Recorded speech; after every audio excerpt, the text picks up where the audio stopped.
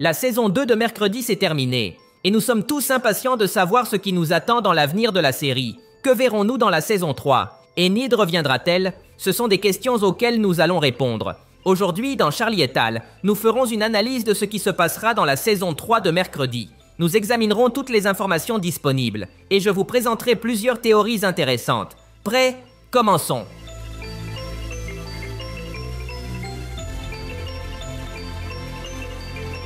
Tout d'abord, allons à la question importante. Une saison 3 est-elle confirmée? Absolument oui. Il y a peu, Netflix a publié qu'il y avait une approbation pour une troisième partie de Mercredi. Il n'y a pas de bande-annonce, ni de photos, ni rien. Mais la saison 3 est bel et bien confirmée. Avec cela en tête, commençons l'analyse. Que se passera-t-il dans la saison 3? Cette fois, les choses seront différentes. D'abord parce qu'il est possible que l'Académie Nevermore ne soit plus disponible. Dans l'épisode final, Agnès parle avec Mercredi et lui dit que Nevermore ne rouvrira pas. Cela est dû aux événements tragiques récents. Dans ce contexte, il est probable que la première moitié de la saison se déroule dans un endroit différent. Et peut-être qu'après cela, Nevermore reviendra d'une certaine manière. Assurément, les premiers épisodes se concentreront sur Mercredi à la recherche d'Enid. À la fin de la saison 2, on nous a révélé qu'Enid est une alpha, c'est-à-dire une sorte de louve-garou super puissante. On avait averti Enid qu'elle ne devait pas utiliser cette transformation, car en le faisant, elle perdrait la capacité de revenir à sa forme humaine.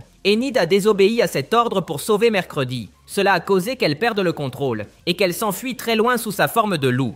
La saison 2 s'est terminée avec Mercredi voyageant avec son oncle fétide et la chose pour retrouver Enid. Si vous me le demandez, cette intrigue devrait se résoudre rapidement dans la saison 3. Enid reviendra bientôt à sa forme humaine et j'en suis sûr pour plusieurs raisons. En premier lieu, parce que le budget n'est pas si élevé pour maintenir la version loup d'Enid dans de nombreux épisodes. C'est trop cher. C'est pourquoi la série limite les monstres à apparaître seulement quand c'est nécessaire.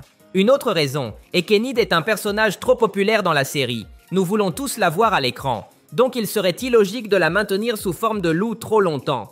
Je suis sûr qu'Enid reviendra à la normale, au début de la saison 3. Mercredi la retrouvera et l'aidera à contrôler sa transformation d'une certaine manière. Cette histoire pourrait nous prendre 1 ou 2 épisodes. Après cela, le panorama est incertain. Personnellement, je crois que Nevermore rouvrira ses portes malgré tout. Mercredi doit, d'une façon ou d'une autre, poursuivre ses études, donc il faut l'installer dans une académie. Ce serait très complexe de nous présenter une autre école à partir de zéro. De plus, Nevermore est nécessaire pour réunir les autres protagonistes. Des personnages comme Agnès ou Bianca ne peuvent rejoindre la série qu'à travers Nevermore. Dans ce contexte, je crois qu'un nouveau directeur viendra sauver l'école. Cela pourrait être un nouveau personnage comme l'a été Barry Dort, ou bien ce pourrait être quelqu'un comme la grand-mère Frump.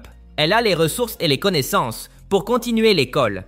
Rappelons-nous que dans l'épisode 7, Mercredi a fait chanter sa grand-mère pour qu'elle fasse un grand don à Nevermore. Et la grand-mère a dit qu'elle le ferait volontiers, car elle ne s'était jamais autant amusée. Elle a aimé le danger qu'elle a ressenti lorsqu'on a failli lui voler sa fortune, et a dit que cela faisait des années qu'elle ne s'était pas autant amusée. Elle a apprécié être à Nevermore. Dans ce contexte, elle me semble le personnage idéal pour poursuivre l'école. Parlons de Tyler. La saison 2 s'est terminée avec lui à nouveau sans maître. Comme nous le savons, cela signifie qu'il perdra à nouveau le contrôle. Heureusement pour lui, la professeure Capri est apparue et lui a proposé d'aller dans un endroit où il pourrait survivre. C'est très intéressant. Selon la professeure, Tyler ira dans un lieu où il y a d'autres Zyde et ensemble ils s'entraident pour surmonter le besoin d'un maître. Avec cela en tête, il est assez clair que Tyler aura sa propre intrigue dans la saison 3. Il reviendra. Depuis longtemps, je vous ai dit que pour moi, il est évident que Tyler reviendra du côté des gentils. Depuis le début de la série, il n'était pas une mauvaise personne. Il a simplement été manipulé par sa première maîtresse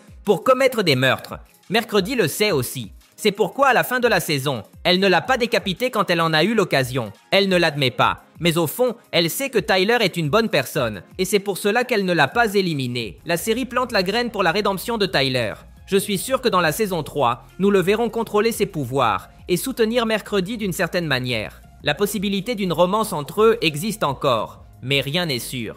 Parlons de la vision de Mercredi. La saison 2 s'est terminée avec Mercredi, récupérant une partie de ses pouvoirs psychiques. Nous voyons qu'elle a une vision dans laquelle apparaît sa tante Ophélia. C'est assez intéressant, et ce sera sûrement un pilier de la saison suivante. La tante Ophélia est la sœur de Morticia. Dans la série, on nous a raconté qu'elle avait perdu le contrôle de ses pouvoirs psychiques et qu'à cause de cela, elle avait été isolée dans une institution mentale. Mais ensuite, elle serait morte. Maintenant, nous savons que ce n'était pas le cas. La scène nous montre qu'elle est enfermée dans une pièce du manoir de la grand-mère Frump.